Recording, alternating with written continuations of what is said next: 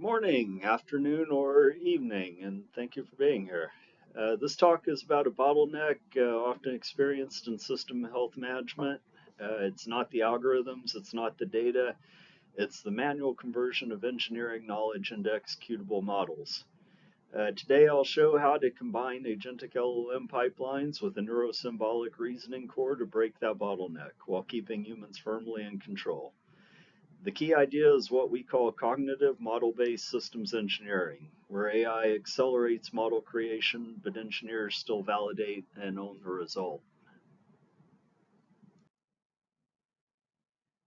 So the bottleneck, most modern systems are incredibly complex, thousands of interacting failure modes across mechanical, electrical, software, and operational and other domains. And for systems health management or digital twins to work, we need structured causal knowledge, mapping components to functions, to failure modes, to tests and dependencies. But today, that structure is built manually. Systems engineers like myself read PDFs, schematics, FMIC tables, and hand build models. The process is slow, brittle, and difficult to maintain across variants. Here's the key insight, also emphasized in the conference paper. Inference scales, but knowledge acquisition does not. We've known how to reason over large models for decades, but building and sustaining those models is the real limiter.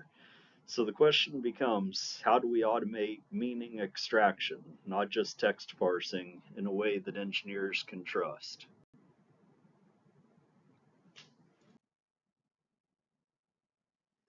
So the teams and the digital thread at the center of our approach here is the team's digital twin, which acts as the physics plus logic core. We decompose systems into structured causal relationships of faults and effects, and teams reasons over that structure. This powers diagnostics, health assessment, troubleshooting, and training. Then we build that in a digital thread, connecting models to the data, to the analytics, to the actions, and the training. So the twin is not static, it participates in the life cycle decisions. The key is that everything rests on a single causal model backbone.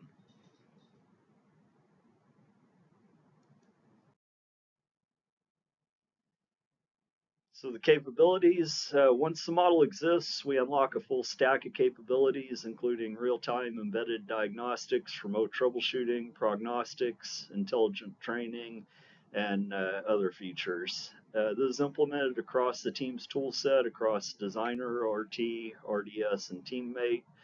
The important connection with today's talk, agentic LLMs don't replace this reasoning stack, they accelerate the creation of the model that feeds it.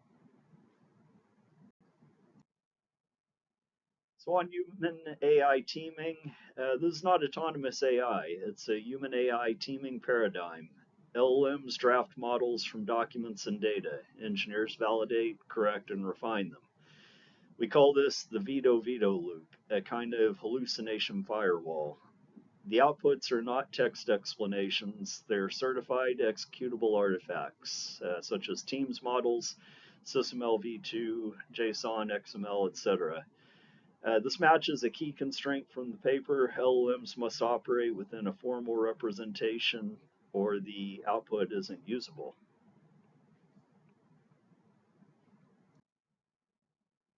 On the workflow transformation, traditionally modeling is sequential, going from documents to entities to ontology to graph outputs.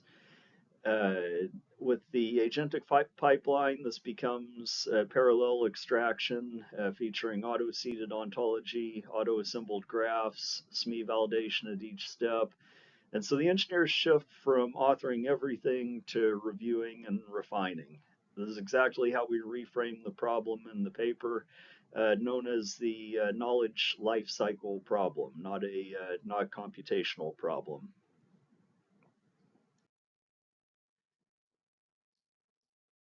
On the quantitative results, we validated this on an automotive case study and found that we could achieve about an 85% reduction in engineering effort while maintaining a 92% correctness and 91% completeness. and most importantly, a lower variance, so there's less dependence on individual SME expertise. This matches the paper results showing order of magnitude acceleration in knowledge acquisition tasks while maintaining high fidelity.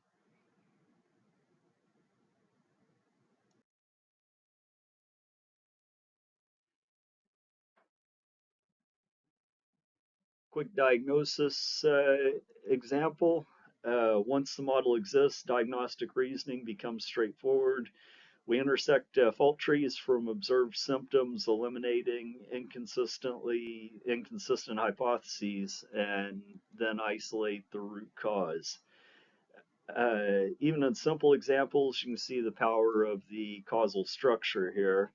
But in reality, this scales to multiple faults, mode-dependent behavior, delays and uncertainties. And in practice, this approach delivered 97% diagnostic accuracy and a 17% reduction in false pulls.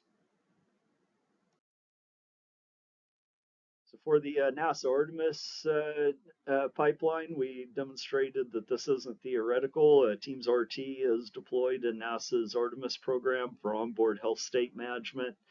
It integrates real-time telemetry, fault inference, mission impact assessment, and all with continuous synchronization between onboard and ground systems. What this shows is that model-based reasoning scales operationally, even in austere environments and complex systems such as those found in space systems.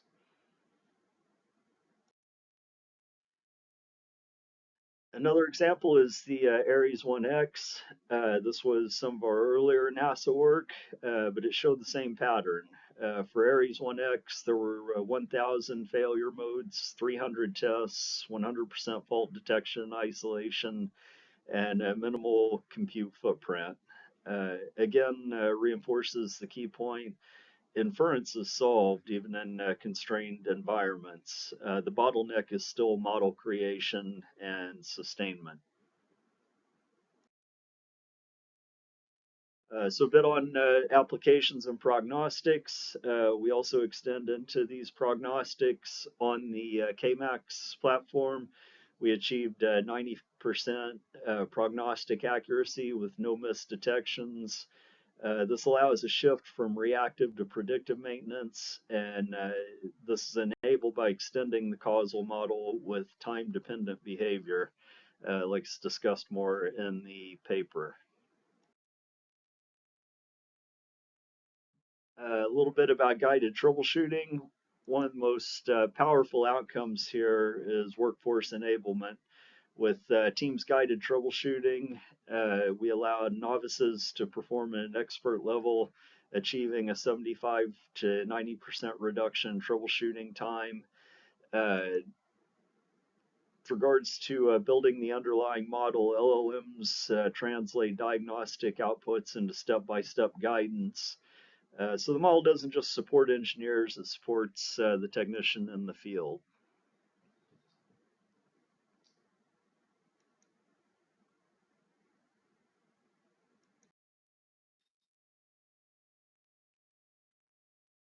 So the life cycle value from a single causal model, we can get the FTA and FAMICA generation, sensor optimization embedded in remote diagnostics, prognostics, training generation, logistics integration. This all aligns with the paper's central idea that the causal model becomes a single source of truth across the life cycle. Most importantly, it enables training as a byproduct and not as a separate effort.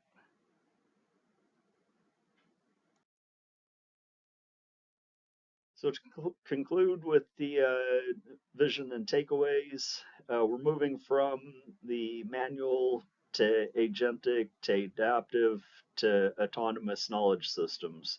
The key takeaways here being that systems health management scalability is a knowledge acquisition problem. LLMs help, but only when constrained by formal causal models. Human AI collaboration is essential for trust and certification, and digital twins become living systems continuously updated from field data. Ultimately, as we know, AI doesn't replace engineering expertise, but it amplifies it. And that's what enables digital twins to scale to real enterprise deployment. Thank you for your time.